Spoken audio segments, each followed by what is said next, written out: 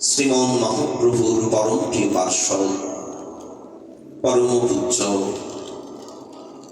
শ্রী শ্রীল কৃষ্ণদাস কবিরাজ গোস্বামী চরণ তিনি তার শ্রী শ্রী চৈতন্য চরিতামৃতি মধ্যলীলায় দশম পরিচ্ছেদে নান্দিশ্লোকে বন্দনা করছেন। তং বন্দে গৌর জলদং শস্যযৌ দর্শনামৃতৈ বিচ্ছেদাবগ্রহম লাম ভক্ত শস্যান্ন জীবয়। ভক্তগণের গৌর বিরহে দশাখানি কেমন, যেন মনে হচ্ছে দীর্ঘদিন যদি বৃষ্টি না হয় বৃক্ষগুলির যে অবস্থা হয়, গাছগুলি যেমন শুকিয়ে যায়, নীলাচলবাসী ভক্তবৃন্দের অবস্থা খানিক তাই। কতদিন মহাপ্রভুর বদনখানি তাদের দর্শন হয়নি। প্রভু গিয়েছেন দক্ষিণ ভারত দর্শনে। এই যে তাদের প্রতীক্ষা উৎকণ্ঠা, কবে প্রভু ফিরে আসবে, চাতকের মতো তারা অপেক্ষারত। আজ সেই গৌর জলদম, গৌর করুণার বৃষ্টি মেঘ দর্শন দিয়ে সর্ব নীলাচলবাসী ভক্তগণকে তিনি পুনরুজ্জীবিত করলেন। মহাপ্রভু দক্ষিণ ভারত দর্শনে গিয়েছে প্রসঙ্গ আমরা গতকাল আলোচনা করে এসেছি। গোদাবরীর তীরে রামানন্দ রায়ের সঙ্গে মহাপ্রভু সাধ্য এবং সাধন তত্ত্বের পর্যালোচনা করেছেন। আমরা সেই প্রসঙ্গ আলোচনা করে এসেছি। যখন এই সর্বভক্তগণের উৎকণ্ঠা অত্যন্ত বেড়ে গেল, তখন মহাপ্রভু কি আর থাকতে পারেন? সকলেই উৎকণ্ঠায় মহাপ্রভু তবহি আইলা। সেই দক্ষিণ ভারত থেকে প্রভু এসে উপনীত হলেন নীলাচলে। নীলাচলে একজন পরম অনুরাগী ভক্ত, উড়িষ্যার রাজা প্রতাপরুদ্র রায়, লোকমুখে শুনেছে নাকি আমার এই উড়িষ্যায় শ্রীক্ষেত্র নীলাচলে একজন অপূর্ব সন্ন্যাসী এসেছে, খুব দয়াময়, খুব কৃপাময়। আবার নাকি পণ্ডিত সার্বভৌম ভট্টাচার্যকে খুব কৃপা করেছে। রাজা তাই কটকের থেকে এসেছে নীলাচলে। যদিও মহাপ্রভু তখন দক্ষিণ ভারতে ছিলেন, সেই সময়ের কথা। রাজা এসে বললেন, আচ্ছা সার্বভৌম, শুনলাম নাকি কোন এক মহাশয় তোমার কাছে এসেছে, তোমাকে খুব কৃপা করেছে, একবার তার চরণ দর্শন করিয়ে দাও। সার্বভৌম বললেন, ভুল শোনেননি রাজা, ঠিকই শুনেছে। সন্ন্যাসী রূপে স্বয়ং ভগবান এসেছে আমাদের নীলাচলে। তুমি ভগবান বলছো, তাহলে তো নিশ্চিত তিনি ভগবান। পণ্ডিত তুমি সর্বকিছু বিচার বুদ্ধি তোমার অনেক বেশি, কিন্তু কই তাকে একবার দর্শন করিয়ে দাও। সার্বভৌম ভট্টাচার্য বললেন, কিন্তু সম্প্রতি তিনি দক্ষিণ দেশ দর্শনে গিয়েছেন। রাজা একটু অবাক হলেন। এই শ্রীক্ষেত্র তো সর্বতীর্থময়। এই ব্রহ্মাণ্ডে যত যত তীর্থ, সব তীর্থ জগন্নাথ মন্দিরে এসেছে। দেখবেন মন্দিরের চারিদিকে কত কত শ্রীমন্দির। যত তীর্থের তীর্থ দেবতা সব এখানে এসেছে। তাহলে এই নীলাচল ছেড়ে তীর্থ দর্শনে যাওয়ার প্রয়োজন কি? সব তীর্থ তো এখানেই আছে। ভট্টাচার্য বললেন, আসলে তীর্থ দর্শনের ছলে তিনি করেন তীর্থ পর্যটন। এই ছলে নিস্তারয়ে যত সাংসারিক জন, যারা মায়াবদ্ধ, সংসারে আবদ্ধ, তাদেরকে উদ্ধার করতে উনি গিয়েছেন। তাহলে আমার জন্য নিবেদন তিনি ফিরে আসলে করবে তো? সার্বভৌম ভট্টাচার্য বললেন, আসলে কার্যটা খুব কঠিন, কারণ তিনি তো সন্ন্যাসী আর আপনি রাজা। স্বপ্নেও দেহ না করে রাজ দর্শনে, স্বপ্নেও রাজ দর্শন করে না। আচ্ছা, ফিরে তো আসুক। মহাপ্রভু যখন ফিরে এলেন, সার্বভৌম একদিন নিভৃতে মহাপ্রভুকে নিবেদন করছে, সাহস হচ্ছে না বলার, কাছে দাঁড়িয়ে আছে। প্রভু বললেন, কি ভট্টাচার্য, তুমি কি কিছু বলতে চাও? দেখে মনে হচ্ছে কিছু বলতে চাও, কিন্তু বলছো তো না কিছু। ভট্টাচার্য বললেন, যদি অভয় দান দেন তাহলে নিবেদন করি। আর দিন সার্বভৌম কহে প্রভু স্থানে, অভয় দান দেহ যদি করি নিবেদনে। মহাপ্রভু বললেন, কহ তুমি, কিছু নাহি ভয়, যোগ্য হইলে করিব, অযোগ্য হইলে নয়। যদি যোগ্য হয় তাহলে করবো, আর অযোগ্য যদি হয় তাহলে করবো। ভয়ের কি আছে, বলো নিঃসংকোচে।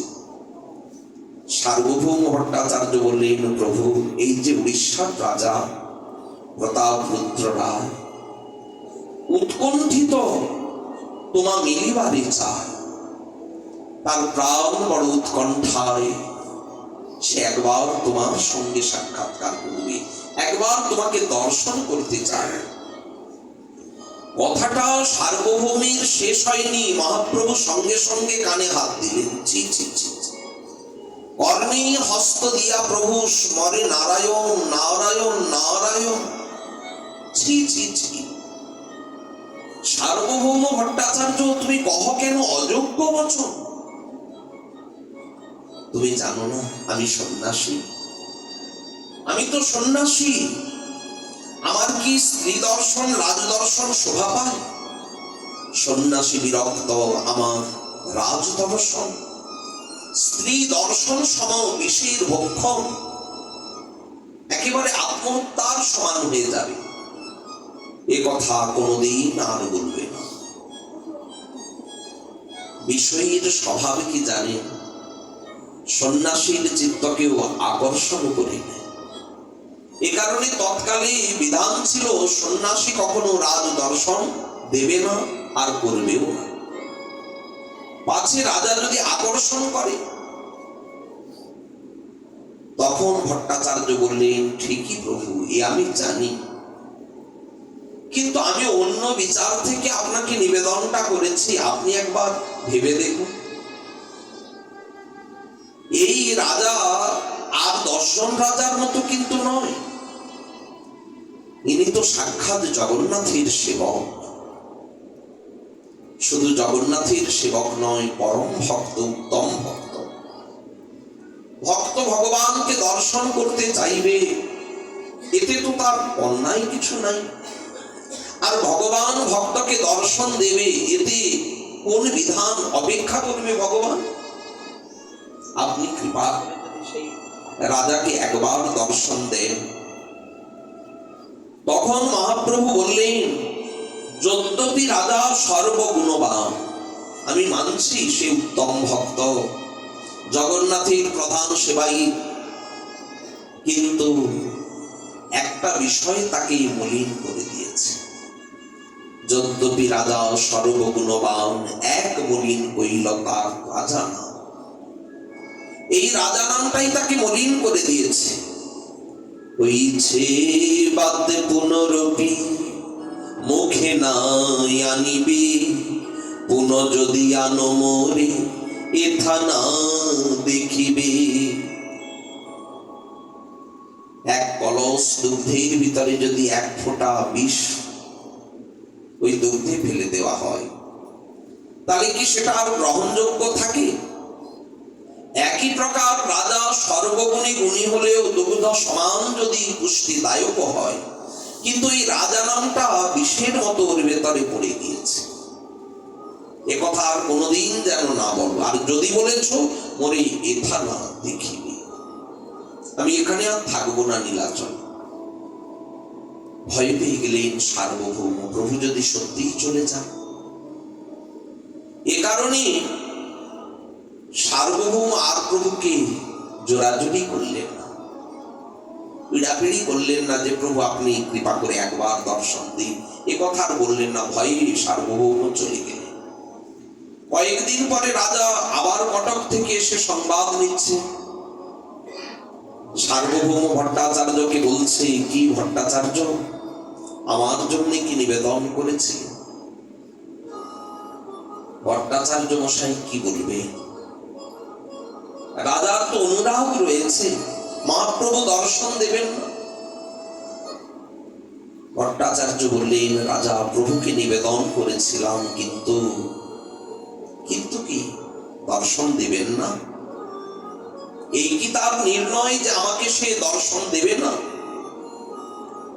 সার্বভৌম বললেন, আসলে কি প্রভু একটু বোধহয় হটকারী করছেন, এখন পীড়াপিড়ি করা ঠিক হবে না। কারণ আমাকে বললো, এই কথা পুনরায় বললে প্রভু এখান থেকে চলে যাবে, থাকুক কিছুদিন, পরে পরে নিশ্চয় তোমাকে একদিন না একদিন দর্শন দেবে। রাজা বলে, ভট্টাচার্য, আমি বাংলার অনেক জনের সঙ্গে পরিচয়, তাদের সাথে আলোচনা করেছি এবং এই শ্রীকৃষ্ণ চৈতন্যের বিষয়ে অনেক খোঁজ খবর নিয়েছি। সকলে এক বাক্যে বলেছে, এমন দয়ালু ভগবান আর হবে না।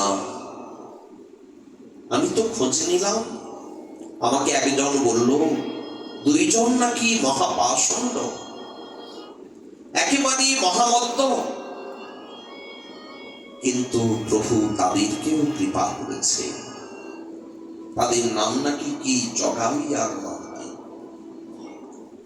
শনি জগাই মাধাই দেহ করিলাই উদ্ধার, এক প্রতাপ রুদ্র বহি করিবে জগত উদ্ধার। তাহলে কি একমাত্র প্রতাপ রুদ্রকে বাদ দিয়ে সর্বজগৎ উদ্ধার করবে? এই সংকল্প করিয়া তিনি কি করিয়াছেন অবতার? তিনি কি তাহলে অবতীর্ণ হয়েছেন এটা প্রতিজ্ঞা করেই, সংকল্প নিয়েই যে এক প্রতাপ রুদ্রকে কৃপা করব না? ভট্টাচার্য, প্রতিজ্ঞা কেউ করতেই পারে। তিনি প্রতিজ্ঞা করেছেন যে আমি রাজাকে দর্শন দেব না। আমি কি প্রতিজ্ঞা করতে পারি না? আমিও তো প্রতিজ্ঞা করতে পারি। তার প্রতিজ্ঞা যদি হয়, না করিব রাজ দর্শন, আমি রাজাকে দর্শন দিব না, তাহলে আমার প্রতিজ্ঞার কথা শুনে রাখো। মোর প্রতিজ্ঞা তাহা বিনু ছাড়িব জীবন। এই প্রাণটার আমি রাখবো। বলো না ভট্টাচার্য, সেই মহাপ্রভুর যদি না পাই কৃপাধন, কিবা রাজ্য কিবা ধন সব অকাল, এই ধন সম্পত্তি রাজ্য নিয়ে আমি কি করব? মহাপ্রভুর যদি কৃপা আমি না পাই, আমি রাজ্য ছেড়ে চলে যাব, কাঙাল। তবু কি তিনি দয়া করবেন না? তো তথাপি কি তিনি কৃপা করবেন না? বলো না ভট্টাচার্য। ভট্টাচার্য রাজাকে আলিঙ্গন করছে, আপন ক্রোড়ে নিয়ে বলছে, ওগো রাজা, তোমার যে অনুরাগ, এর যদি এক কণিকা আমার থাকতো, আমি ধন্য হয়ে যেতাম। আমি অবিশ্বাসী গণে তাকে শিক্ষা দেওয়া, মনোভিলাষী। আমি 7 দিন বেদান্ত তাকে পড়িয়েছি, মিথ্যা নয়। কত বড় অভিমান ছিল আমার। আমি মনে মনে ভেবেছিলাম আমি তাকে কৃপা করব। এতখানি অভিমানী জনকে প্রভু তো কৃপা করলেন। অনুরাগ মাত্র ছিল না। তাহলে তাতে যদি প্রভু আমায় কৃপা করেন, রাজা তোমাকে কৃপা করবে না, এ কি হয়? তিনি তো অনুরাগীর বশীভূত। রাজা একটু ধৈর্য ধরো, প্রাণ ত্যাগের সংকল্প তুমি এখনই নিও না। দেখো, শুনলাম নাকি গৌড় দেশ থেকে প্রায় 200 ভক্তবৃন্দ আসছে। আমরা সকলে মিলে তাদের নিবেদন জানাবো। তারা যদি গৌরাঙ্গকে বলে, গৌরহরি ফেলতে পারবে না তাদের কথা, নিশ্চয় রাখবে। প্রভু নিতাই চাঁদকে জানাবো। রাজা একটু ভরসা পেলে, সকলে যদি কৃপা করে, সকলের যদি করুণা হয়, একবার যদি সাক্ষাতে সম্মুখে যদি সেই শ্রীকৃষ্ণ চৈতন্য দেবকে দর্শন করতে পারি, রাজা আপন গৃহে গেলেন এই মনে ভরসা নিয়ে। এদিকে এক এক করে সর্বভক্ত নীলাচলে আসছে। একদিন স্বরূপ দামোদর এসে উপনীত হল।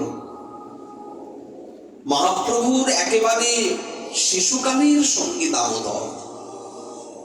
মহাপ্রভু যখন সন্ন্যাস নিয়ে চলে গেল, দামোদর তখন উদ্ভ্রান্ত হয়ে গেল। প্রভুর বিরহে, প্রভুর অদর্শনে সেও সন্ন্যাস নিতে চলে গেল কাশীতে। চৈতন্যানন্দ গুরুদেবের থেকে তিনি দীক্ষাও নিয়েছিলেন, সন্ন্যাসও নিয়েছিলেন, কিন্তু যোগপট্ট আদি কিছু নেয়নি। এ কারণে তার নাম স্বরূপ। পরে গুরুদেব বলল, তুমি বেদান্ত পড়া, তোমার তো বুদ্ধি আছে, তোমার শাস্ত্র জ্ঞান রয়েছে, তুমি বেদান্ত পড়া। বেদান্তের সেই পর্যালোচনা, বিশেষ করে বেদান্ত ভাষ্যের যে আলোচনা, প্রেমিক ভক্তের কি আর মনকে সুখী করতে পারে, খুশি করতে পারে? সবকিছু ছেড়ে নীলাচলে চলে এসেছে। প্রভু নিজের নিকটে রাখলেন স্বরূপ দামোদরকে। একদিন রামানন্দ রায় এলেন।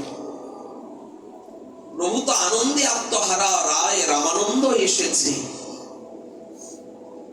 একেবারে সর্বকার্য বিশ্রাম দিয়ে এসেছো তো? প্রভু, বেশি আমায় কষ্ট করতে হয়নি। আমি রাজাকে একটা পত্র লিখেছিলাম যে, রাজা, আমার দ্বারা আর এই রাজ কার্য পরিচালনা সম্ভব নয়, কারণ আমার মনের একান্ত বাসনা আমি শ্রীকৃষ্ণ চৈতন্য দেবের চরণতলে থেকে তার একটু সেবা করব।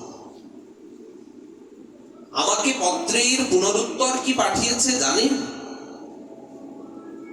রামানন্দ, তুমি তো পরম ভাগ্যবান। তোমার এত সৌভাগ্য, তুমি চৈতন্যের চরণ সেবার সুযোগ পেয়ে গেলে, আমি তো পেলাম না। তুমি নিশ্চিন্ত মনে সর্বকার্য ছেড়ে তুমি এক্ষুনি চলে আসো নীলাচলে, মহাপ্রভুর সেবা করো।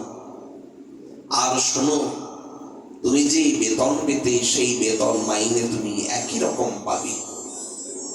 আগে পেত রাজকার্য পরিচালনার জন্য, এখন গৌরাঙ্গের সেবা করবে বলে সেই অর্থ তিনি আমাকে এমনিই দেবে।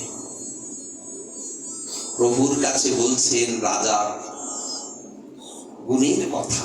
প্রভুর যদি অন্তর একটু বিগলিত, এই রূপে সকলেই রাজার কথা ইঙ্গিতে ভঙ্গিতে সরাসরি আর বলতে পারে না, কারণ প্রভু বলে দিয়েছে, এই কথা যদি পুনরায় আমাকে বলেছ, তাহলে আমি এখান ছেড়ে চলে যাব। এদিকে এক এক করে ভক্তগণ আসছেন। গোবিন্দ দাস একদিন এসে উপস্থিত। সার্বভৌম ভট্টাচার্য সেই সময় নিকটেই ছিলেন। গোবিন্দ দাস এসে প্রণাম করে বলছে, প্রভু, আমি ঈশ্বরপুরীর অঙ্গ সেবক। আসুন আসুন। আমাকে গুরুদেব পাঠিয়েছে আপনার নিকটে, আর আমাকে বলে দিয়েছে শেষ বাক্য যে তুমি চৈতন্যের চরণ সেবা করবে। যা সিদ্ধি প্রাপ্তিকালে আমাকে এই আদেশ বা উপদেশ করেছে আপনার সেবা করা। কিন্তু আপনি তো আমার গুরু ভাই, তাতে আবার গুরুদেবের সেবক পূজ্যও বটে, আপনাকে কি সেবা দেওয়া যায়? সার্বভৌম ভট্টাচার্য, তুমি বিচার করে বলো এ কি সম্ভব? ভট্টাচার্য বললেন, প্রভু গুরু বাক্য বলবান, এই তো শাস্ত্রীর বিধান। গুরু আজ্ঞাটাই সর্বক্ষণ বলবান, অতএব গুরুদেব আদেশ করেছে ও তো সেবা করবেই। আর তোমার এখানে সেবা দিলে কোনো অপরাধ নয়, কারণ যেহেতু তোমারও তিনি শ্রী গুরুদেব। আচ্ছা, গুরুদেব তো বিচার করা দরকার ছিল আমি কার কাছে অঙ্গ সেবককে পাঠাচ্ছি। আমারই শিষ্য, তাহলে ওর গুরু ভাইয়ের কাছে গিয়ে কি করে অঙ্গ সেবা করে? আসলে গুরুদেব শিষ্য রূপে দেখেন। গুরুদেব বিচার করেছেন যে শ্রীকৃষ্ণ চৈতন্যদেব গোবিন্দ দাসের গুরু ভ্রাতা নয়, কারণ তিনি স্বয়ং পরম তত্ত্ব। ন চৈতন্যাৎ কৃষ্ণ জগতি পরতত্ত্ব পরমিত। গুরুদেবের কার্য কি, কর্তব্য কি? শিষ্যকে ভগবানের চরণে সেবা অধিকার পাইয়ে দেওয়া। তাহলে গুরুদেব সেই কার্যই তো করেছেন। গোবিন্দ দাস, যাও তুমি মহাপ্রভুর অঙ্গ সেবা করবে। মহাপ্রভু তখন গোবিন্দ দাসকে নিজের নিকটে রাখলেন, অঙ্গ সেবা অধিকার দিলেন। যত নদ নদী জয়ীছে সমুদ্রে মিলয়। নদ নদীগুলি যেমন এসে এসে সব মিলিত হয়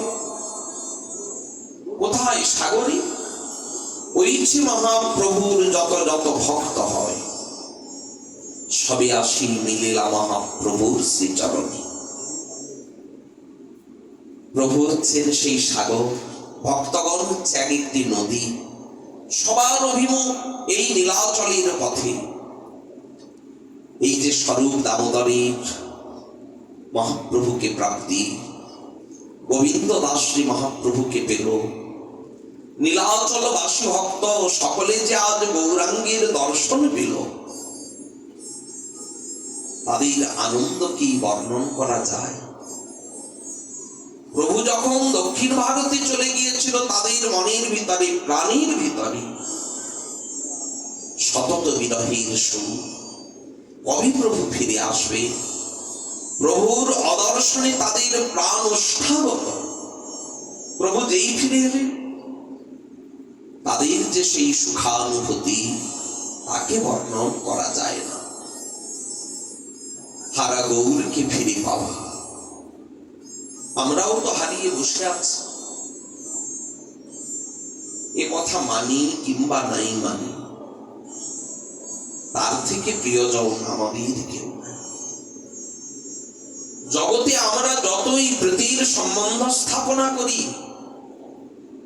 মনে মনে যতই ভাবি ওনার থেকে আমার প্রিয় আর কেউ নাই, এগুলি সব ছলনা, অভিনয়।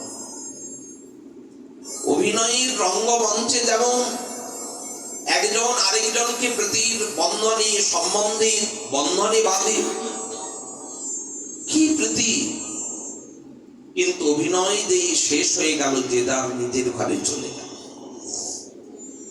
ওটা অভিনয়। এই সংসার আমাদের কাছেও কিন্তু অভিনয়, কিন্তু এমন একাত্ম অভিনয় করছি আমরা। এত বড় অভিনেতা, শুধু নায়ক আমরা নই, আমরা সব মহানায়ক। মায়ার রঙ্গমঞ্চে আমরা যে অভিনয় করছি এতটা একাত্ম, আমরা পূর্বের স্মৃতি ভুলে গিয়েছি। আমি যে কৃষ্ণের দাস, অভিনয়ের এই স্বরূপটাকেই মনে করছি আমি। অভিনয়টা জমেছে এই সংসার রঙ্গমঞ্চে, প্রত্যেকে অভিনয় করছি। এই সংসারকে তাই বললেন না যেন নাটুয়ার নাট, দেখিতে দেখিতে কিছু নয়। এই যে দৈবিধ্যেশা গুণময়ী মম মায়া দুরত্যয়া, এইখানেই আমরা সকলে আবদ্ধ। এই মায়ার ফাঁসিকে কি করে সরা? আমাদের প্রিয়, সব থেকে প্রিয়, অথচ তাকে ভুলে আমরা বসে আছি। যেদিন আমাদের অন্তর এমনি করে কাঁদবে, তাকে পাওয়ার তো আর পথ নাই। মন্ত্রে তন্ত্রে কোন প্রকার নিয়মে তাকে কি পাওয়া যায়? তাহলে তাকে পাওয়া যায় কিসে? একমাত্র অন্তরের আকুলতায়। শিশু কাঁদছে, জননীর দেখা পাচ্ছে না, কোথায় গেল মা? হাজার চেষ্টা করে সেই শিশুকে কেউ থামাতে পারে? কাঁদতে কাঁদতে একেবারে আটকে যায়। মা যেই আসে, মায়ের কোলে চড়ে, তবে তার শান্তি। যেদিন আমাদের দশাটা ওই শিশুর মতো হবে, হা কৃষ্ণ হা কৃষ্ণ, হা গৌর প্রাণ গৌর বলে যেদিন অন্তর কাঁদবে, সেদিনই তো মিলবে। অনুরাগ বিনে কি গৌরাঙ্গ মিলে? মুখের কথায় কি গৌরাঙ্গ মিলে? মুখের কথায় গৌর মিলে না। এমন অনুরাগ না হইলে মুখের কথায় কি গৌরাঙ্গ মিলে? সাধনা করতে হয় এই অনুরাগ পাওয়ার। আমাদের সাধনা কিন্তু নিয়মের সাধনা নয়। কি করে আমরা এই অনুরাগকে পাবো? তারই আরাধনা। মহাপ্রভু নীলাচলবাসী ভক্তবৃন্দকে দর্শন দিয়েছে। আজকে গৌর দেশবাসী তারা তো কাতর। আচ্ছা, গৌরাঙ্গ তো বিশ্বের, অস্বীকার কেউ করতে পারবে না। এই জগতে গৌরহরি কার নয়? সকলেই গৌরাঙ্গ। কিন্তু তবু বঙ্গদেশবাসী যতখানি সম্বন্ধ বাঁধনি বাধা, অদ্বৈত আদি ভক্তবৃন্দের তিনি যেমন প্রীতম, প্রিয়তম, এতটা প্রিয় তো জগতে কারোর সাথে নয়। মহাপ্রভু বলেছিলেন না, অদ্বৈতম তুমি যথা বিকাও আমি তথাই বিকাই।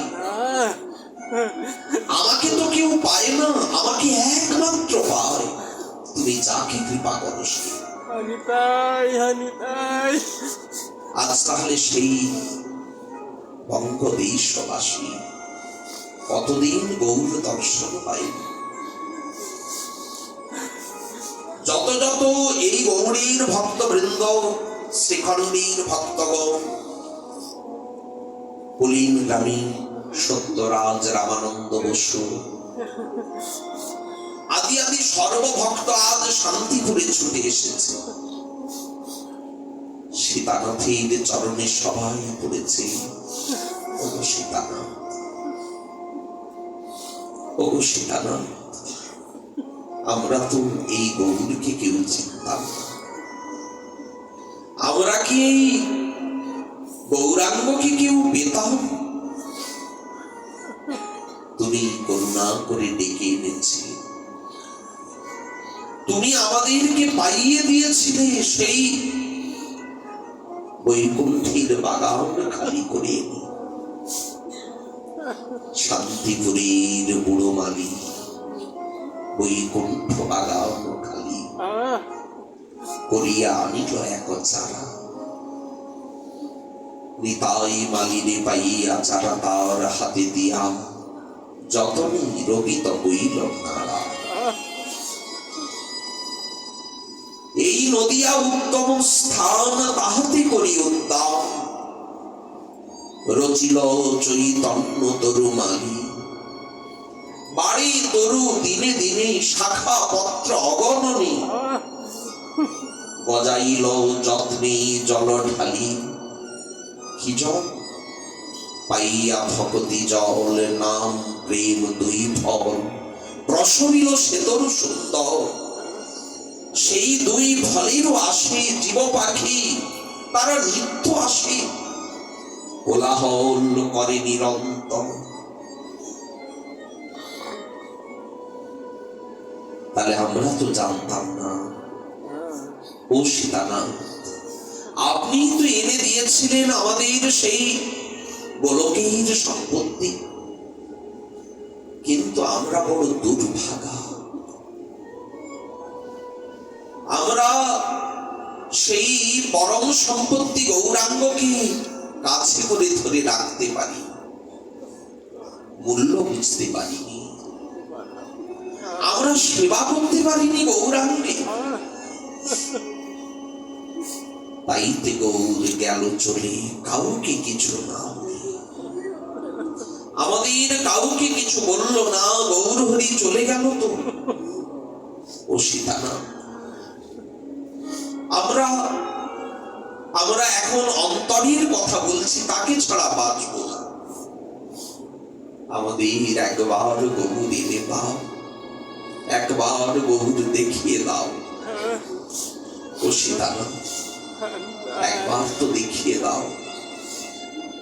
সীতানাথ প্রভু তো নয়ন মুদ্রিত করে নয়নাশ্রুতে ভাসছে।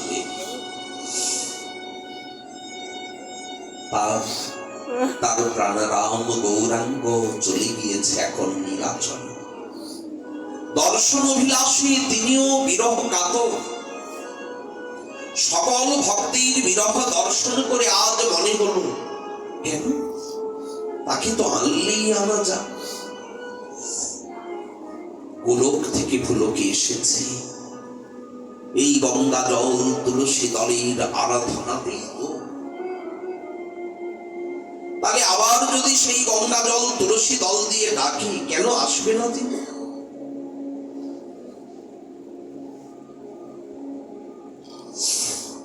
নিশ্চয় আসবে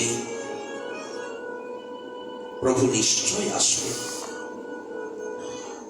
আজ সীতানাথ মনে মনে ভাবছেন, আবার প্রভুকে কষ্ট দিয়ে নামিয়ে আনব। আচ্ছা, আমরা তো এখন জানি তিনি নীলাচলেই আছেন। তাহলে আমরা তাকে ডেকে না নিয়ে এসে আমরা যদি সকলে আজ মিলিত হয়ে একসাথে আগৌর প্রাণ গৌর বলে গৌর দর্শনে যদি যাই নীলাচলে, সর্বভক্তগণ এক বাক্যে এই সিদ্ধান্ত, আমরা সবাই যাব নীলাচলে গৌর দেখতে। শিবানন্দ সেন সর্বপথের যা কিছু নির্ণয় জানতে, কোন রাস্তায় যেতে হবে, কোথায় থাকা হবে। শিবানন্দ সেনের সঙ্গে প্রায় বাংলার থেকে 200 ভক্তবৃন্দ তখন।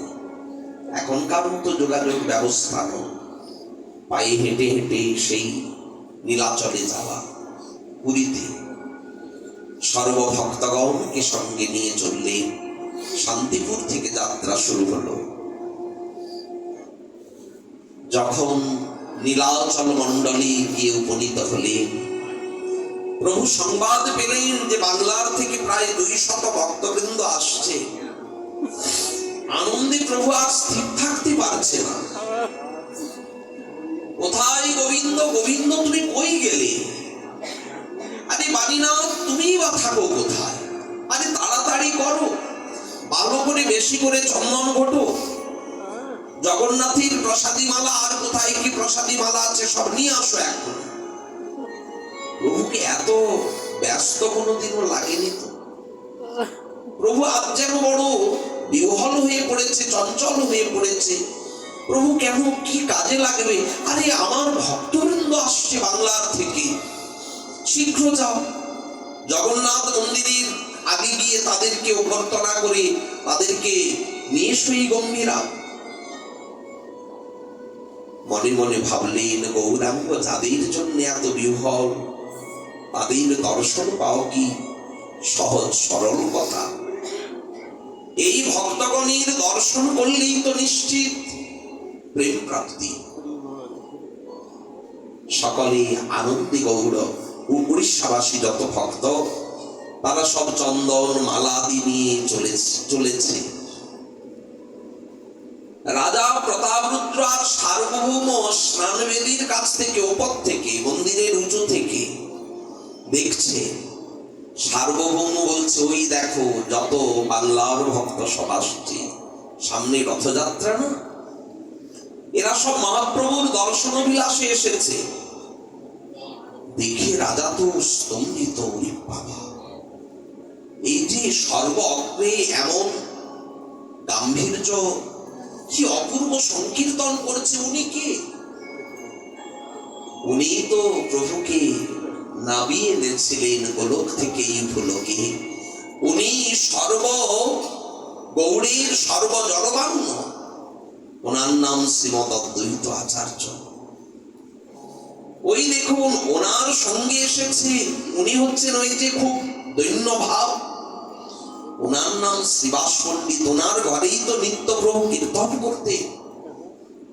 ওই দেখুন বক্তেশ্বর কি উত্তন্ন নৃত্য করছে। মহাপ্রভু এই বক্তেশ্বরকে নৃত্যে সুখ দিতে, নিজে গান করতে, একভাবে 24 প্রহরেই বক্তেশ্বর নাচতে পারে, 3 দিন একবারও থামবে না। মহাপ্রভু বলেন, বক্তেশ্বর তুমি আমার এক পক্ষ, আকাশে উড়িতাম, তুমি তো আমার একটা পাখা, আরেকটা যদি পাখা আমি পেতাম, 2 পাখায় ভর দিয়ে আকাশে উড়তাম। আর দেখুন ওই দৈন্য ঘরে একেবারে পশ্চাতে ঘোরানি। আর দেখুন ওই যে একেবারে শেষে একজন, ওনার তো ভাব দেখে মনে হচ্ছে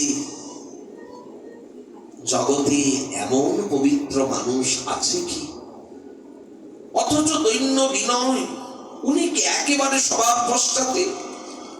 সার্বভৌম ভট্টাচার্য বললেন, ওনার নাম হরিদাস ঠাকুর। দেখলেই কেমন শ্রদ্ধা হয়, ভক্তি হয়। আরেকটা কথা কি জানো, এরকম সংকীর্তন আমরা উড়িষ্যায় তো শুনি না।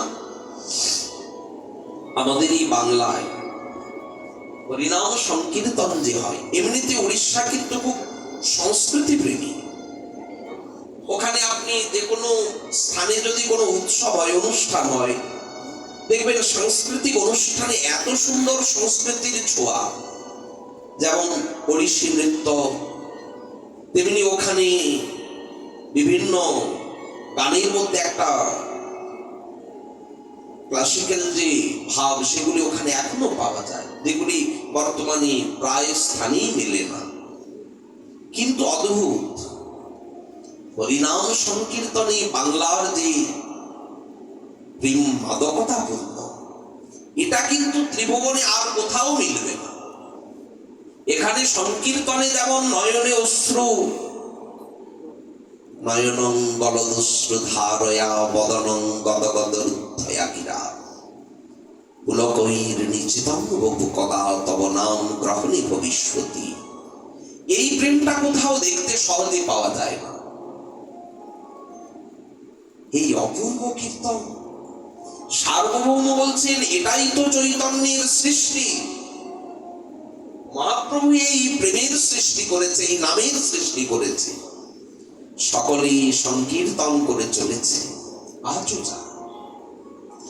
আজও এই বঙ্গদেশবাসী, গৌড় দেশবাসী, তারা এই নীলাচলের পথে নয়নাশ্রুতি ভাসতে ভাসতে যায়, আর কেঁদে কেঁদে বলি, ওগো নীলাচলবাসী, একবার বলে দাও কোথায় কাশী মিশ্রালয়, যেথা গৌর সদা বিলসয়।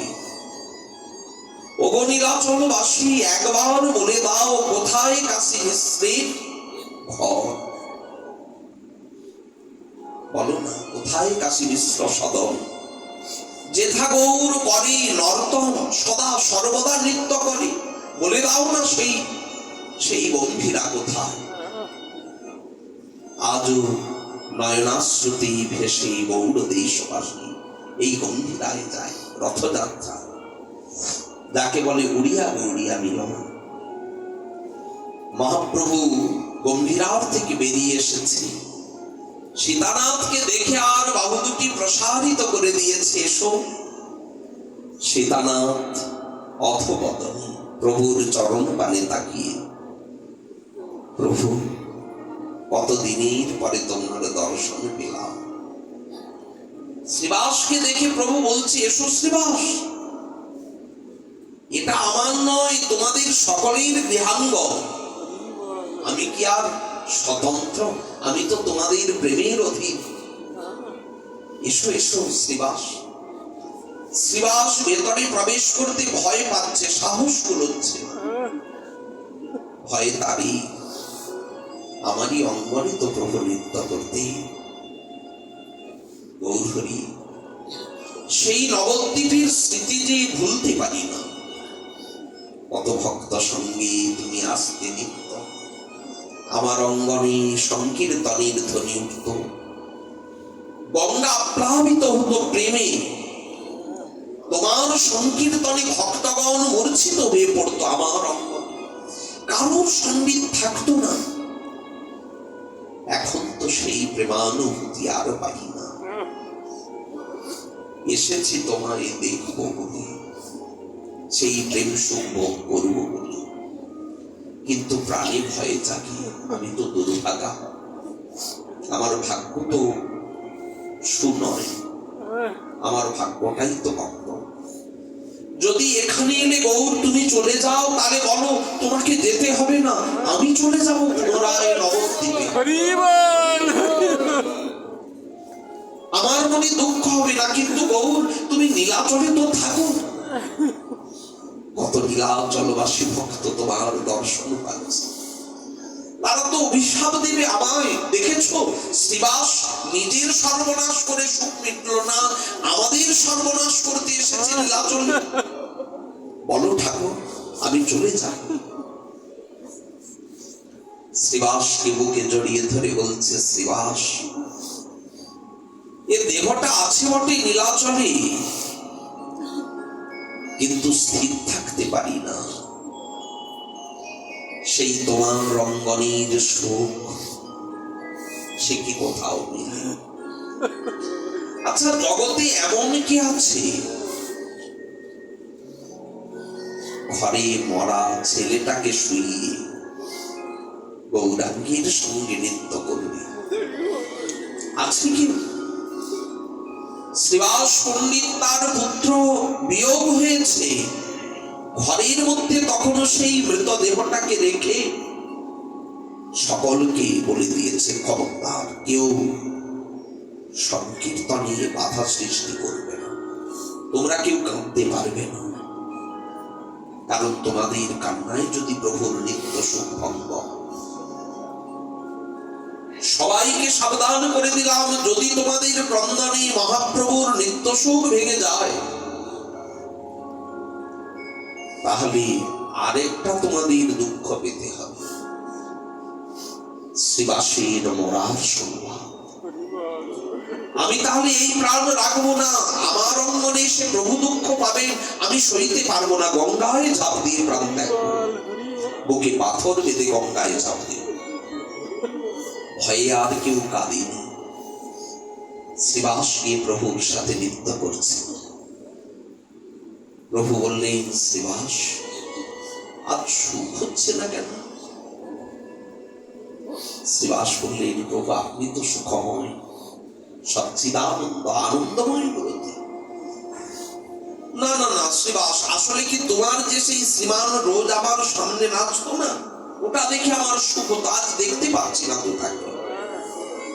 সর্বান্তর্যামী প্রভু, তিনি কি আর জানেন না? পাশ থেকে এক ভক্ত বললেন, প্রভু সে তো আর নাই, সে তো চলে গিয়েছে জগৎ ছেড়ে। প্রভু স্তম্ভিত হলে, বিস্মিত হলে, শ্রীবাস, তোমার পুত্র বিয়োগ হয়েছে, তুমি এখানে আমার সাথে নৃত্য করছো, তোমার দুঃখ হচ্ছে না? শ্রীবাস বললেন, মা প্রভু, সত্যি করে বলো তোমার দুঃখ হচ্ছে কিনা? হ্যাঁ প্রভু হচ্ছে। না বললে কেন? পুত্র যে আমাদের ছেড়ে চলে গিয়েছে এর জন্য দুঃখ হচ্ছে না। দুঃখটা হচ্ছে কেন জানো? দুঃখটা হচ্ছে এই কারণে, আজ তোমার আমার অঙ্গনে মৃত্যু সুখ হচ্ছে না, তুমি আনন্দ পাচ্ছ না, তাই তুমি সুখ পাচ্ছ না, এই জন্য আমার দুঃখ। তাহলে দেখো মহাপ্রভুর নৃত্যে ব্যাঘাত হবে, এর জন্য পুত্র বিয়োগকেও তিনি মনের মধ্যে স্থান দেন না। এমন শ্রীবাসীর অঙ্গনে প্রভুর কতটা সুখ হতে পারে অনুমান করুন। এমন ভক্তির গৃহ পাওয়াই তো দুষ্কর। আসলে মায়ার সম্বন্ধ স্পর্শ মাত্র না। সেই শ্রীবাস পণ্ডিত বলছে, প্রভু তুমি যদি বলো আমি চলে যাব, কিন্তু তুমি নীলাচলে থাকো।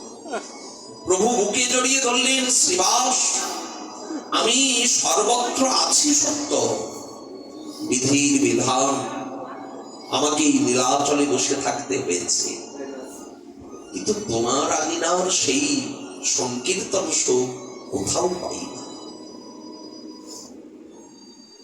এক এক করে সর্বভক্তির সঙ্গে মিলিত হলে প্রভু বললেন, আমার মুরারি আসেন দৈন্য ভরে রাস্তায় পড়ে আছে, যাও ধরে আনো তাড়াতাড়ি, শীঘ্র তাকে নিয়ে এসো। সব ভক্ত গিয়ে মুরারিকে বললেন, প্রভু তোমায় ডাকছেন, আমাদের ধরে নিয়ে যেতে বলেছে। সব ভক্ত তাকে তুলে নিয়ে গেলে প্রভু বাহু দুটো প্রসারিত করে বলছে, মুরারি শিশুকাল থেকে তোমার সঙ্গে আমার সম্পর্ক, বলো একসাথে পড়তে যেতাম উদ্যায়নে, মনে পড়ে? তোমার জন্য আমি পুঁথিগুলি সব ভাসিয়ে দিলাম গঙ্গার জলে, কতটা তোমাকে ভালোবাসি, আর তুমি দূরে থাকো। এক এক করে সব ভক্তের সঙ্গে মিলিত হলেন। প্রভু বলছে, হরিদাস আসেন। প্রভু দন্তে তৃণ ধরে রাস্তার এক পাশে দৈন্য ভরে পড়ে আছেন হরিদাস।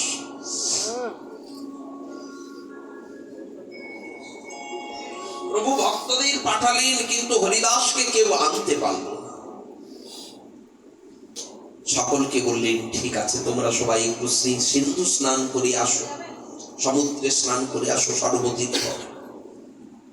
মহাপ্রভু নিজে গেলেন হরিদাস মিলনে।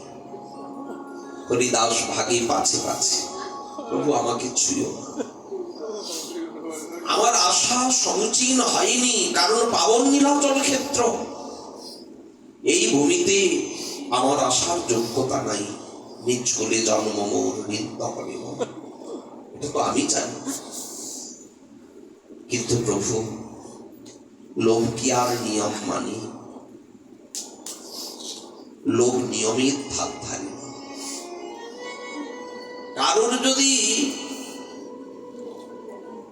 অজীর্ণ কিছু পেটে হয়, ক্ষুধা মন্দা অজীর্ণ, কিন্তু তবুও দেখবেন রাজভোগ দেখলে কি বড় বড় তেলে ভাজা যদি কিছু দেখে, লোভ যাচ্ছে, খাই একটা, পেট খারাপ, নিয়ম মানে না। লোভ বলে আমার ইচ্ছে গিয়েছে, আমি তাই চাই, আমার দশাও তাই।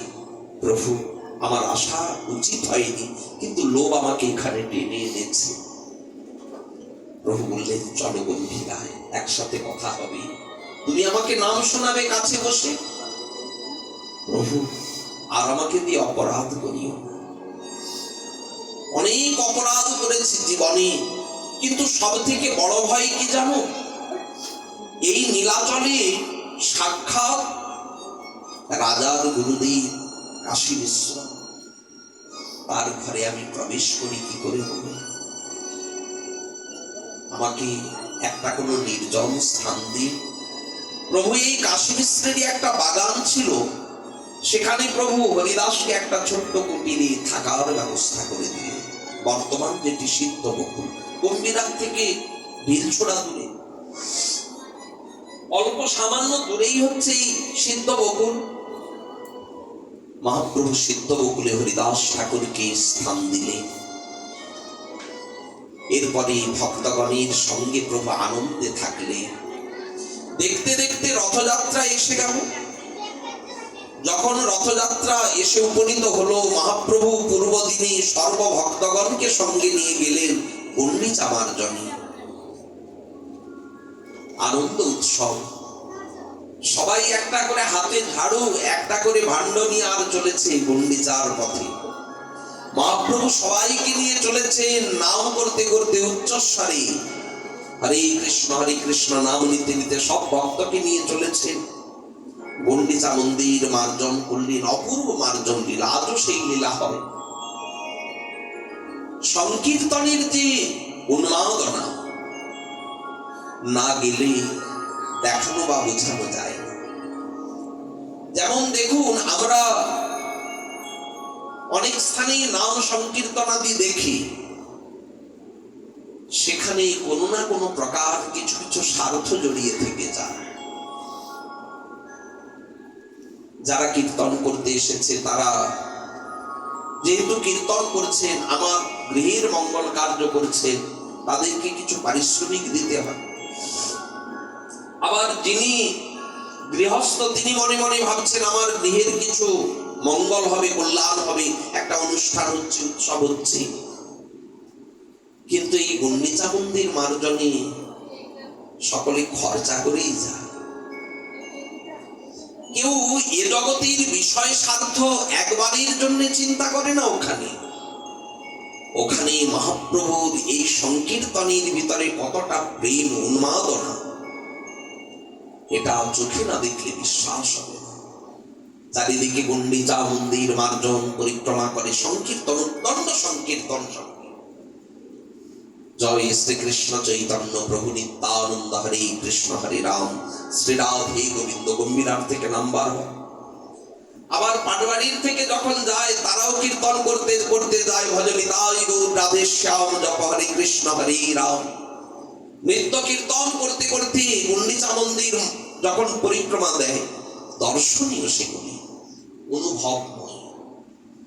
মহাপ্রভু এরপরে স্নানে গেলেন, স্নান করে এসে সকলকে ভোজন করালেন। আইটোটা এদিন পাখাল প্রসাদের মহোৎসব হয়। পাখাল মানে পান্তা প্রসাদ। জগন্নাথের এ সময় খুব গরমের সময়, তো রোজ জগন্নাথ দেবকে পান্তা প্রসাদ ভোগ লাগানো হয়। আর পাখাল প্রসাদ বলতে আমাদের মতো ঘরের না। ওখানে এত সুন্দর পাখাল প্রসাদ পেলে মনে হবে এতগুলো পাই। এত সুন্দর সুস্বাদু করে ওই পাখাল প্রসাদ বানানো হয়।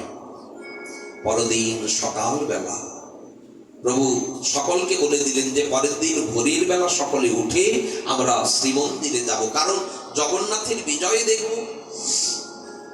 আগের দিনেই তো রথ পরিপূর্ণ হয়ে গিয়েছে, চাঁদোয়া দিয়ে চারিদিকে একেবারে সুন্দর সুমেরু আকার এই তিনটি রথ।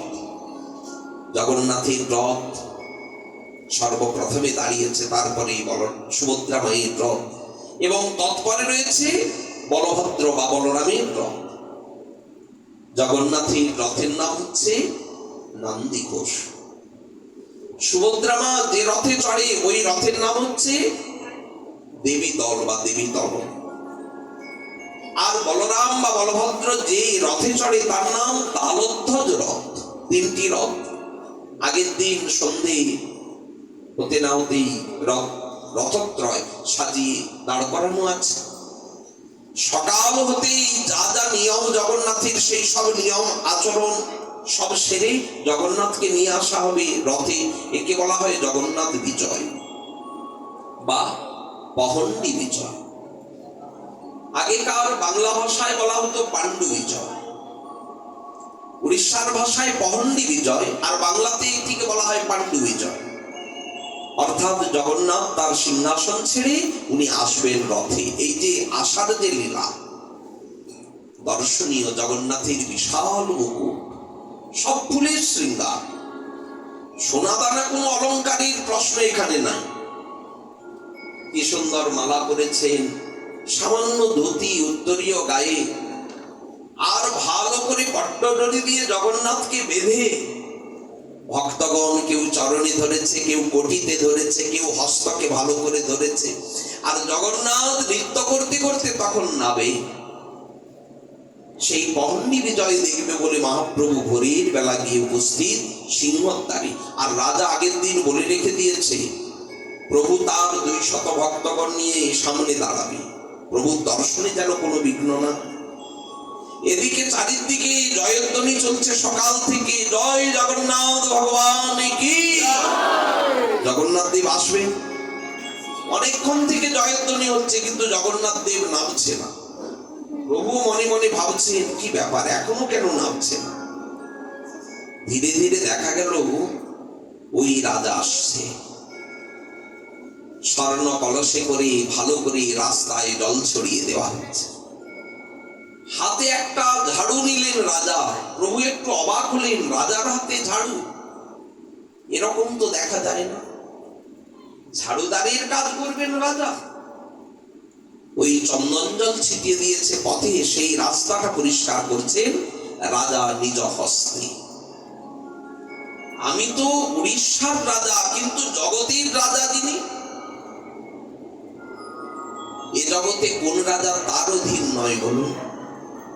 তাহলে তিনি আজ স্বয়ং বিজয় করতে আসছেন, তার জন্য একটু ঝাড়ু দেব না, পথ পরিষ্কার করব না? যেই পথ মার্জন করছে রাজার এই ব্যবহার দেখে মহাপ্রভুর অন্তরে খুব খুশি হতো। বাহ, রাজা এত নিরভিমান, রাজ সিংহাসনে বসে অথচ ঝাড়ুদারির কাজ করছে রাস্তায় দাঁড়িয়ে, এত লোকের মাঝে নিরভিমানী রাজা। প্রভুর কৃপা হল। ভগবানের কৃপা পেতে গেলে সেবা করতে হবে, বিনা সেবায় ভগবত কৃপা পেলে, এটা তার একটা দৃষ্টান্ত। এরপরে দেখছে সবাই চারিদিকে উচ্চস্বরে ধ্বনি হচ্ছে, জয় জগবন্ধু জগন্নাথ ভগবান কি, বলিয়ে জগন্নাথ দেব কি। যখন মোহর মোহর জয়ের ধ্বনি হচ্ছে, তখন নাচতে নাচতে জগন্নাথ একেবারে, উনি আবার যখন নৃত্য করে সামনে যখন একবার একবার করে ঝাঁকি দেয়, ওই বড় মুকুটটা একেবারে ঝাঁকি দিয়ে ওঠে।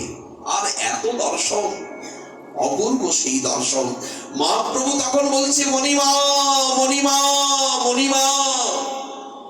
মণিমা মানে আমাদের বাংলায় যেমন ভাষা জয় হোক জয় হোক, উড়িষ্যার ভাষায় জয় সূচক বাক্যকে ওরা ডাকে মণিমা মণিমা বলে। প্রভু আজ উড়িয়া হয়ে গিয়েছে।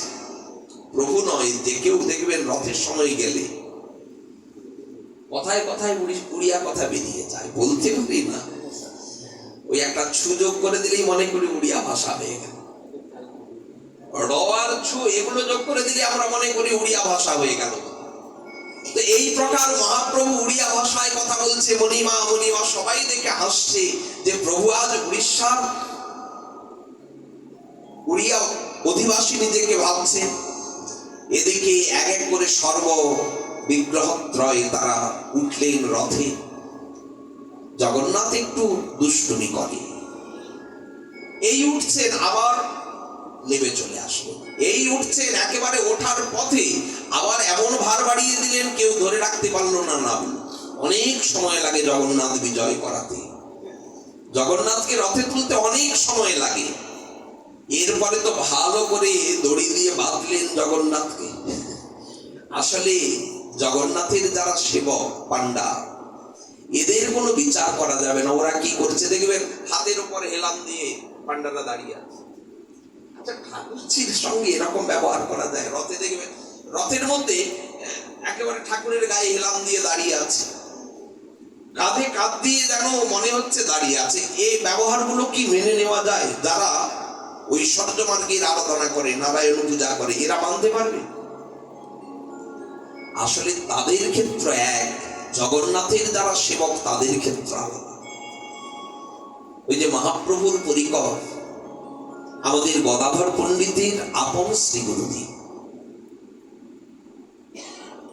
পুণ্ডরীক বিদ্যানিধি, উনি একবার এসেছে আর দেখছে ভালো করে মাড়ুয়া বসন করাচ্ছে জগন্নাথকে, মার দেওয়া বসন।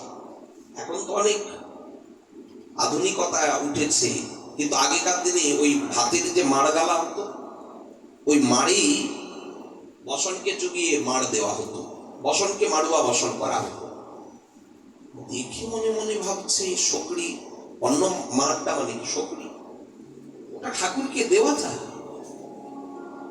এ জগন্নাথের পূজারীদের ব্যবহার ঠিকঠাক লাগলো, ভেবেছে মনে মনে, কাউকে বলেনি।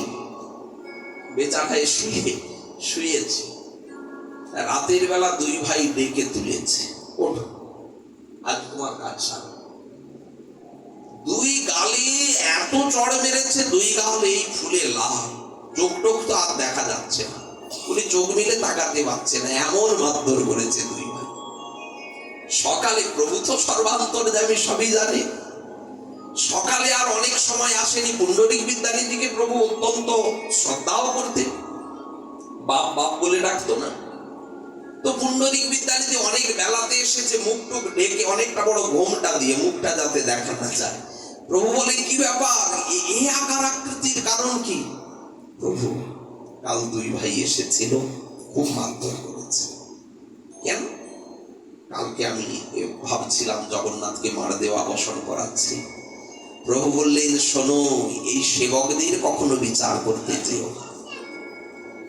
ওরা জগন্নাথকে এমন রূপে প্রেমে বেঁধেছে, জগন্নাথ ওদের, ওরা যেটা করবে জগন্নাথ সেটাকেই স্বীকার করে নেয়। তাই জগন্নাথ ক্ষেত্রে গিয়ে পাণ্ডার কখনো বিগ্রহ সেবা বিষয়ক কোনো ব্যবহারে ভুল ভ্রান্তি ধরতে যাবেন না। ওরা যদি বেলা 12টার সময় মঙ্গল আরতি করে, জগন্নাথ বলবে তাই, ওটা জগন্নাথের ইচ্ছে। জগন্নাথ আপন ইচ্ছায় চলে, এখানে কারোর ইচ্ছা থাকে না, চলে না।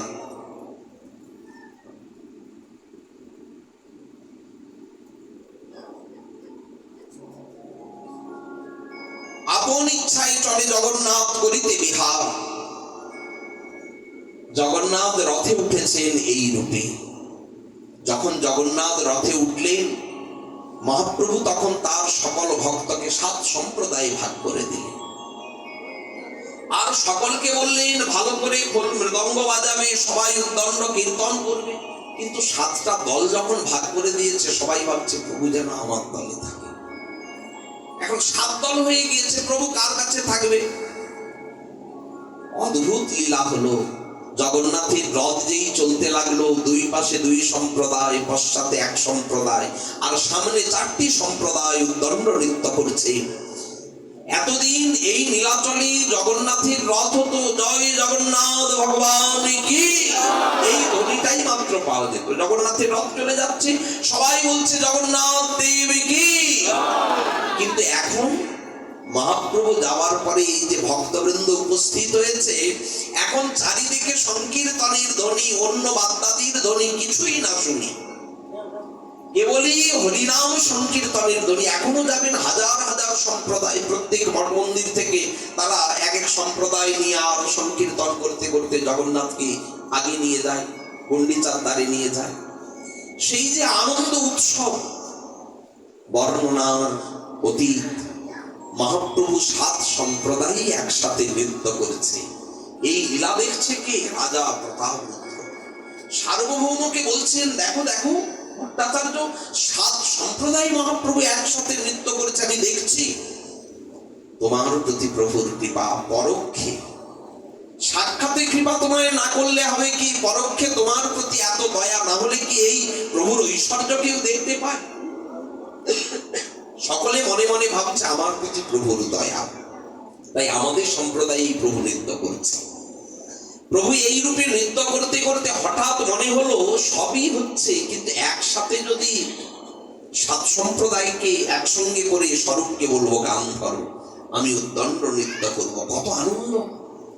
7 সম্প্রদায়কে পুনরায় একঠাই করে স্বরূপকে বললেন কীর্তন ধরো। স্বরূপ প্রভুর ভাব বুঝে গান ধরলেন কি, সেই তো পরাণনাথ পাইনু, যাহা লাগি মদন দহনি ঝুরি গেনু। এই যে গানটা ধরেছে, মহাপ্রভু নৃত্য শুরু করেছে, এ প্রসঙ্গে কবিরাজ গোস্বামী পাদ বললেন, কি বললেন? জেনাশীর জগতাং চিত্রং জগন্নাথ বিস্মিতঃ।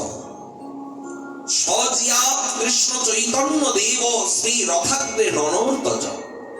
রথের আগে আগে মহাপ্রভু নৃত্য করছে। জেনাশীর জগতাং চিত্র জগন্নাথীয় বিস্মিত। সেই নৃত্য দেখে সর্ব জগৎবাসী বিস্মিত হয়ে গিয়েছে। এমনকি জগন্নাথ অবাক বিস্ফারিত নয়নে মহাপ্রভুর নৃত্য দেখছে। একটা প্রশ্ন, জগৎ মহাপ্রভুর নৃত্য দেখে বিস্মিত হবে কেন? আজানুলম্বিত ভুজ কনক অবদাত, আবার সংকীর্তনেরই পিতা সংকীর্তনৈক পিতর। তার সেই নৃত্য দেখে সবার আনন্দ হবে, এটা স্বাভাবিক। কিন্তু জগন্নাথ বিস্মিত হয়ে যাবে। জগন্নাথের নয়নগুলো আরো আরো বড় বড় হয়ে গিয়েছে। আচ্ছা, কেন জগন্নাথ বিস্মিত হলে? আমাদের শ্রীপাদ বৈষ্ণবাচার্য রামদাস বাবাজি মহারাজ, উনি এই লীলাকে বিশেষ রূপে আস্বাদন করতে গিয়ে একটি মাহাত্ম্যের কথা বললেন। কি মাহাত্ম্য? বলে, দেখুন, যুগলে যুগল খেলা মধুর গৌরাঙ্গ লীলা। এই বিস্ময়ের মূল কারণ হচ্ছে যুগলে যুগল খেলা মধুর গৌরাঙ্গ লীলা। এই লীলাটা জগন্নাথের দেখা হয়নি। কি লীলা? এই যে নৃত্য লীলা করছেন প্রভু, এই লীলাটা কি? সেই তো পরানো নাথ পাইন স্বরূপ দামোদর বলছে না, যাহা লাগি মদন দহনে ঝুরি গেল, যার জন্য আমি এতদিনের অপেক্ষা আজ পূর্ণ হলো। জগন্নাথ আসছেন, সেই গোপী, সেই রাধারানীর ভাবে আজ বিভাবিত মহাপ্রভু, তাই না? এবং সেইভাবে যখন নৃত্য করছে, যুগল নৃত্য আজ হচ্ছে, কারণ মহাপ্রভু তো যুগল স্বরূপ। এই নৃত্য দেখে জগন্নাথ বিস্মিত। এটা যদি বুঝতে হয়, তাহলে একটা বিষয় আমাদের জানা দরকার। বিস্ময় কখন জাগে? যেটা কোনোদিন কেউ দেখেনি সেই বস্তু হঠাৎ দেখলে বিস্ময় জাগে। উনি ওনার অঙ্গুলি মিলনে ব্রহ্মাণ্ড নাচায়, তাহলে নৃত্য দেখে উনি বিস্মিত হবেন কেন? এটা বুঝতে গেলে আবার বড় নৃত্যের আসরে আমাদের একটু যেতে হবে। আমাদের এই ব্রহ্মাণ্ডে সব থেকে বড় নৃত্যের আসর কোথায় বসেছিল জানেন? জানেন তো বটেই, সবাই জানেন। আমাদের বৃন্দাবনে যমুনাপুরীনে সেই রাসস্থলীতে 30 শতকোটি গোপী। কার সঙ্গে প্রতিযোগিতা? গোপীনাথের সঙ্গে। গোপী গোপীনাথের সঙ্গে যখন মিলিত হয়েছে, রাস নৃত্য শুরু হয়েছে। গোবিন্দ তো একটু পরিহাস করতে ভালোবাসে, আর গোপিকাগণও তাই গোবিন্দের সঙ্গে একটু রসিকতা করতে চায়। ও গোবিন্দ, কি নাচছো তুমি হে?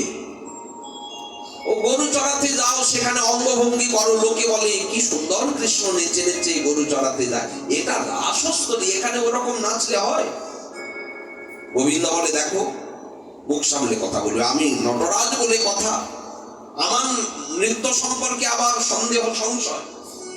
আমার মতো জগতে কেউ নাচতে পারে না। বলে, আমাদের জানা আছে। আচ্ছা, তুমি নাচ শিখেছো কার কাছে? তোমার গুরুদেব। যে কোনো জিনিস তো একটা গুরু ধরে করতে হয়। তুমি যে নৃত্য শিখেছো, তোমার গুরুদেবকে। আমাদের রাধারানীকে স্মরণ করেই তো নাচটা শিখেছো, তাই না? এখন স্বীকার করো আর অস্বীকারই করো, এটা সত্য। শ্যাম বলছে, কেন আমার নাচ কি? বলে, দাঁড়াও, এত কথায় কাজ নেই। কে কেমন নাচতে পারে এখানে একটা প্রতিযোগিতা হয়ে যাক না। শ্যাম বলে, আমার সাথে কেউ পারবে না। মুখের কথায় নয়, মুখে অনেকেই চম্পটি করতে পারে, হয় কিনা? মুখের একটা জোর রয়েছে। তো বলে, মুখের জোরে কাজ হবে না, তাহলে কিসের জোরে কাজ হবে? তোমাকে প্রমাণ দিতে হবে। আচ্ছা, আমরা যদি সর্বব্যাপী একসঙ্গে নৃত্য করি, তোমার চোখে দেখতে গেলে তুমি তো সর্ষে ফুল দেখবে। আমরা 30 শতকোটি নাচবো, তুমি দেখে সহ্য করতে পারবে তো? ছেড়ে দাও। এক কাজ করো, আমাদের সকলের মূল হচ্ছে রাধারানী। আমাদের সকলের যে মূল রাধারানী, সেই রাধারানীর সঙ্গে তোমার প্রতিযোগিতা আজ হোক।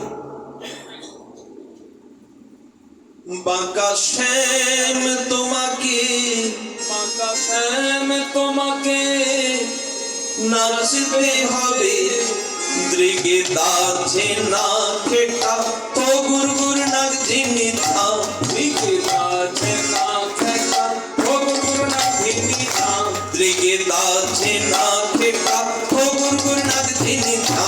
দিকে দাছে না খেটা ও গুরগুর না ভিনি থা। শ্যামমনি নাচতে লেগেছে, প্রতিযোগিতা তো। যেই শ্যাম সুন্দর নৃত্য শুরু করেছে, পাশ থেকে ললিতা বলছে ও রূপে নাচলে হবে না।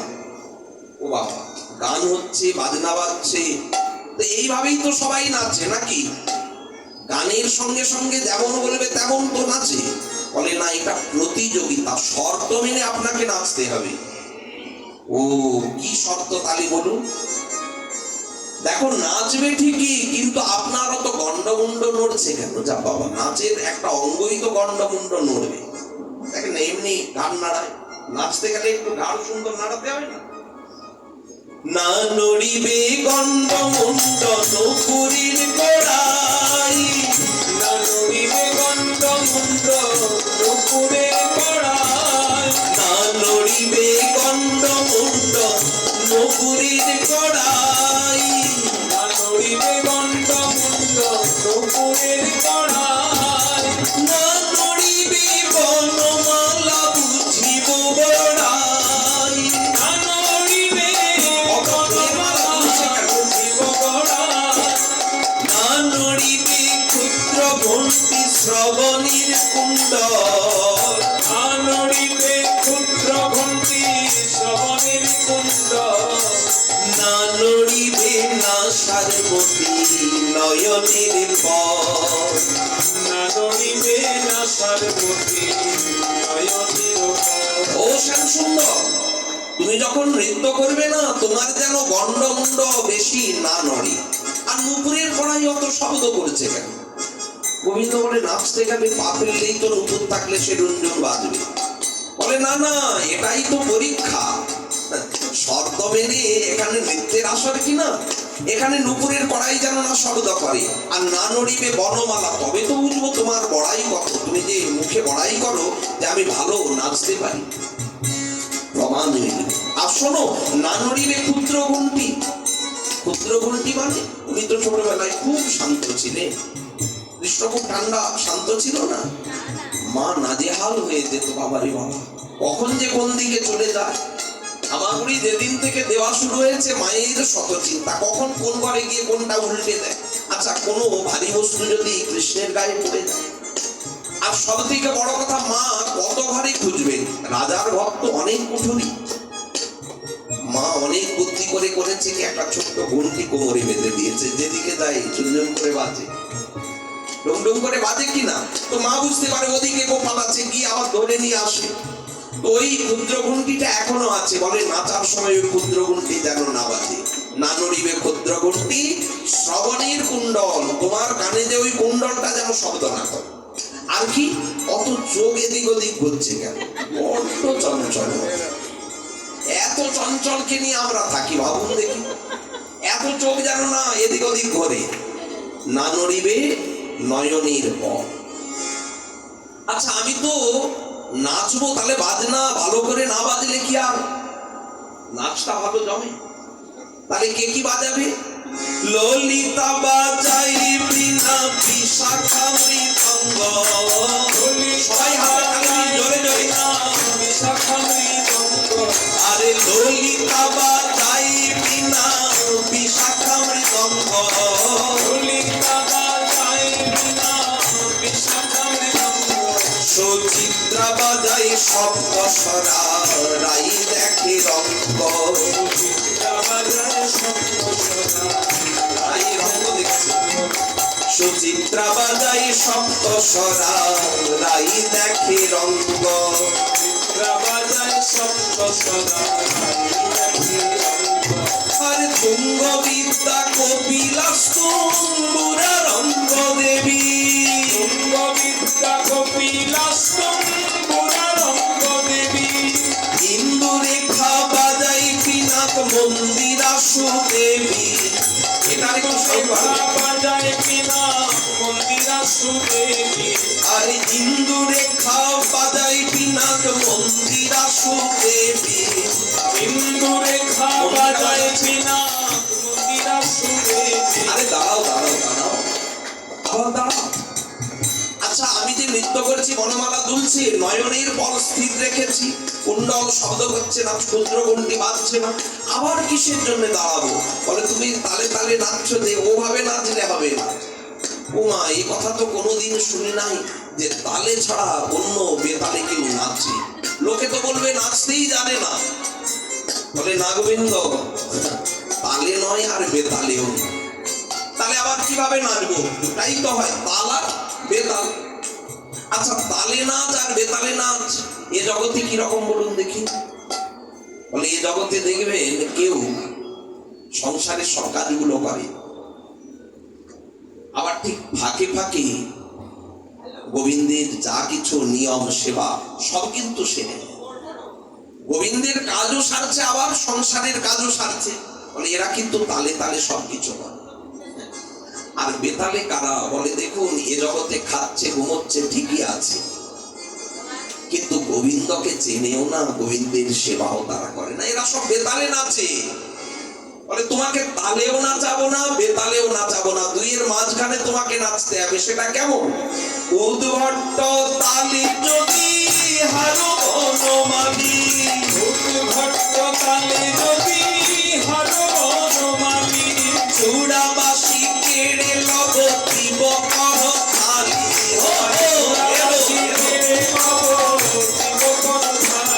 আর চূড়াবাসী কেড়ে লব দিব কর তালি হারুয়া বনমালী হারুয়া বনমালী ও হো হো হেরো হেরো হেরো আমি খেলবো না আচ্ছা বলুন আপনারা এত কিছু শর্ত মেনে আমি সব নাচছি অথচ বলে কিনা উদ্ভট্ট তালে যদি হারো বনমালী আচ্ছা হারার কথাটা উঠবে কেন হারার কথাটা উঠবে কেন বলে গোবিন্দ আমরা যে শর্ত দিয়েছি এই শর্ত মেনে তুমি নাচতে পারবে না আচ্ছা যদি নাচি যদি জিতে যদি যাই তাহলে কি হবে সে কথাটা তো বললে না যদি হারো সেই কথা প্রথমেই চূড়া বাসি কেড়ে লব আর হাতে দিব করতালি আর জিতে যদি যাই যদি চিনো রাইকে দিবই আমরা হব দাসী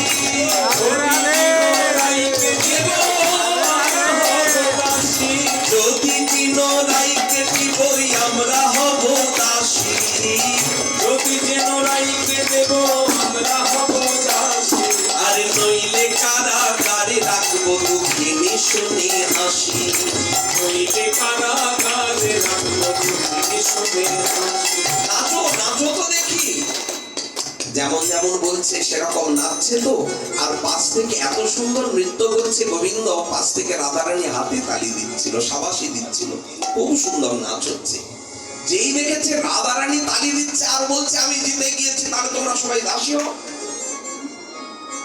রাধারানীকে আমায় দিয়ে দাও শীঘ্র দাও আমি জিতে গিয়েছি সবাই বলে মাথা টাথা খারাপ হয়েছে নাকি গোবিন্দের গো ওমা তুমি কি করে বললে তুমি জিতেছো আমাদের যিনি বিচারক আছে উনি তো বিচার করে বলবেন কে জিতেছে না হেরেছে আর সব থেকে বড় কথা একা একা নিচে কেউ যেতেই প্রতিপক্ষ যে আছে সে এখনো নাচলোই না তুমি বলছো আমি জিতে গিয়েছি বলছো কেন বলে আমি যখন নাচছিলাম রাধারানী হাতে তালি দিয়েছে তার মানে আমি ভালো নেচেছি জিতে গিয়েছি বলে দাঁড়াও রাধারানী আগে নাচুক তারপরে বিচারক বিচার করবে কে জিতেছে কে হেরেছে ওগো চাঁদ বদনী নাচো তো দেখি তা তা হইয়া থইয়া তিনি কিটি নাগ ধিনি ধাম তা তা থইয়া তিনি কিটি নাগ ধিনি ধাম বাজে তিনি কিটি নাগ ধিনি ঝাম বাজে তিনি কিটি নাগ ধিনি ঝাম তিনি কিটি নাগ ধিনি ধাম বাজে তিনি কিটি নাগ ধিনি ধাম বাজে তিনি কিটি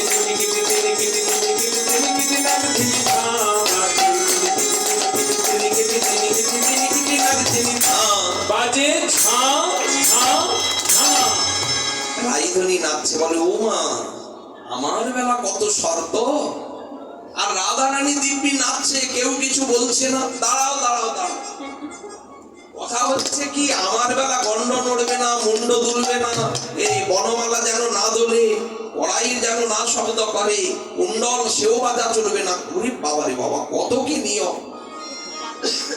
তো রাধারানীর বেলাও তো নিয়ম থাকা দরকার। হ্যাঁ, তুমি প্রতিপক্ষ বিরোধী, তুমি বলো কেমন ভাবে তাহলে নাচতে হবে। বলে রাধারানী তুমি তো রাজনন্দিনী, সারা অঙ্গে তোমার ভূষণ রয়েছে, সারা অঙ্গে তোমার এত অলংকার, এত ভূষণ, অতএব তোমাকে কিভাবে নাচতে হবে জানো? না হবে ভূষণের ধ্বনি, না নড়িবে ত্রি। তোমার না হবে ভূষণের ধ্বনি, না নড়িবে ত্রি। আর না হবে ভূষণের ধ্বনি, না নড়িবে ত্রি। তোমার না হবে ভূষণের ধ্বনি, না নড়িবে ত্রি। দ্রুত গতি চরণে না বাজিবে মঞ্জি। দ্রুত গতি চরণে বাজিবে মঞ্জি। ও রাধে, তোমার সারা অঙ্গের ভূষণের যেন একটা শব্দ না ওঠে, ধ্বনি যেন না ওঠে। আর দেখো দ্রুতগতি চরণ ফেলবে, কিন্তু মন্দির যেন শব্দ না করে। রাধারানী মনে মনে ভাবছে, আমি যখন কৃষ্ণের অন্বেষণে যাই, বিশেষ করে রাত্রিকালে যখন আমি গোবিন্দকে পাওয়ার জন্য যাই, কত পরীক্ষা দিয়ে আমাকে যেতে হয়, তা আমি পারবো না, আবার হয়। যেমন বলছে সেরকম নাচছে। বলে দাঁড়াও দাঁড়াও দাঁড়াও, আমাকে উদ্ভট্ট তালে নাচিয়েছে, তাহলে রাধারানীকেও তো একটা তালে নাচতে হবে। কিভাবে নাচবে? বিষম সংকট তালে বাজাইব বাঁশি। বিষম সংকট তালে বাজাইব বাঁশি। আরে বিষম সংকট তালে বাজাইব বাঁশি। বিষম সংকট তালে বাজাইব বাঁশি। ধনু অঙ্কের মাঝে নাচো বুঝিব প্রেয়সী। ধনু অঙ্ক মাঝে নাচো বুঝিব প্রেয়সী।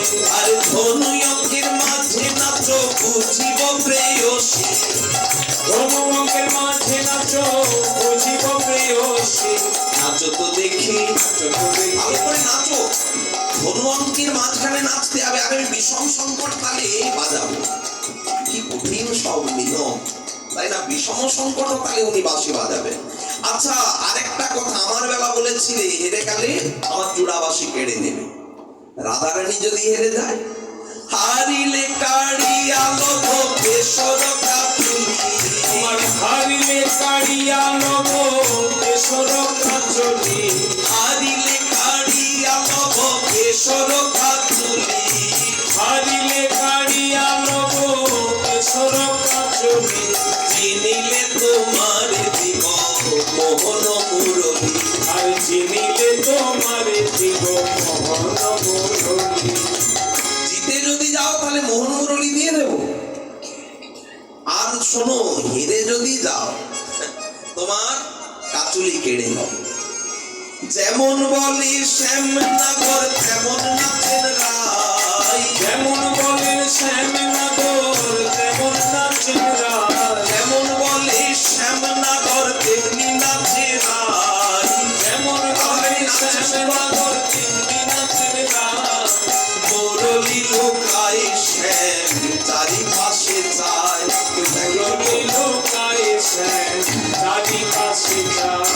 ভালো করি নাই, ভালো করি নাই, ভালো করি নাই, ভালো করি নাই। মনে রেখে কাজ ভালো করি নাই। মনে রেখে কাজ ভালো করি নাই। মনে রেখে কাজ ভালো করি নাই। মনে রেখে কাজ ভালো করি নাই। রাধা নাম সাধব কিসে, মনে রেখে কাজ ভালো করি নাই। রাধা নামে সাধব কিসে, মনে রেখে কাজ ভালো করি নাই। তাই কি গেল বলছে? গেল আমার বাঁশিটি গেল, কাজে রেখে কাজ ভালো। মুরলীটা তাই লুকাচ্ছে কেন? আমার বাঁশিটা যদি চলে যায়, আমি কি নিয়ে এত কিছু গোপীগণকে বিড়ম্বনা দেব?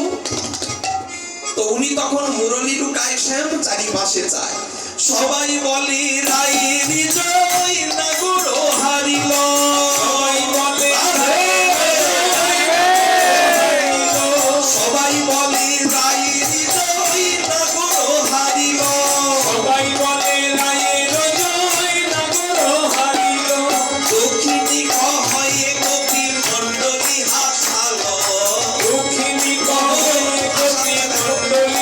হাসালো আর দক্ষিণী কহয়ে কবি মণ্ডলী হাসালো। দক্ষিণী কহয়ে কবি মণ্ডলী হাসালো। আজকে কে জিতলো? সবাই বলে রায়েরই জয়, নাগর হারিল। গোবিন্দ বলে আমি খেলবো না। না না না না, আমি খেলবো না। বলে কেন? কেন খেলবে না? আমি যখন নেচেছিলাম তখন রাধারানী হাতে তালি দিয়েছিল, আর এখন বললো কিনা সবাই বলে রায়েরই জয়। আপনার দল ভারী বলে, গোপীদের দল যেহেতু ভারী, রাধারানীর দল ভারী, সবাই বলে দিল রায়েরই জয়, আমার দলে কেউ নেই। আরে বাবা, যখন রাধারানী নাচছিল হাতে তালি দিয়ে, পক্ষ তালি দিয়ে, এদিক ওদিক লাভ ঝাপ কে দিচ্ছিল বলো হে? আচ্ছা, মধ্যস্থ কুন্দরতা বলে আরে দাঁড়ান দাঁড়ান, আমি তো বিচারক, আমি বিচার করে বলবো দুজনেই ভালো নেচেছ, তাই বলো। সবাই না হলে বলবে রায়ের জয়, নাগর হেরে গিয়েছে, কথাটা মেনে নেওয়া যায় না। আসলে কি এত ভালো দুজনে নেচেছো না, পৃথক পৃথক বোঝা যাচ্ছে না কার না নৃত্যটা বেশি একটু ভালো। এখানে জয়ী বিজয়ী কাকে ঘোষণা করব? একটা রাস্তা আছে, যদি দুজনে একসঙ্গে নৃত্য করো না, তাহলে একসঙ্গে দেখলে বোঝা যাবে কার নাচটা একটু বেশি সুন্দর হচ্ছে, কারটার তুলনা। তাহলে প্রথম আর দ্বিতীয় আমি নির্ণয় করব।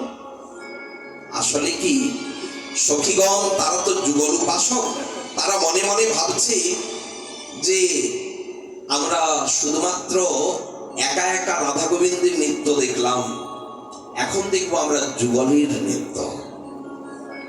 রুনু ঝুনু রুনু ঝুনু বাজত নূপুর নাচত কান।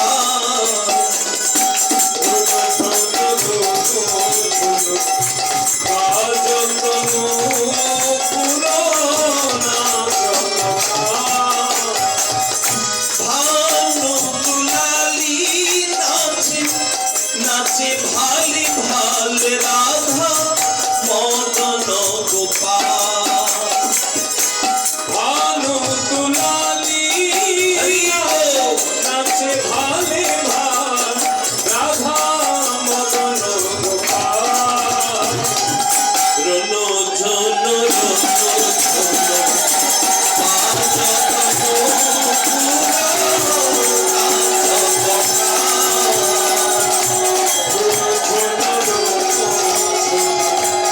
নাচত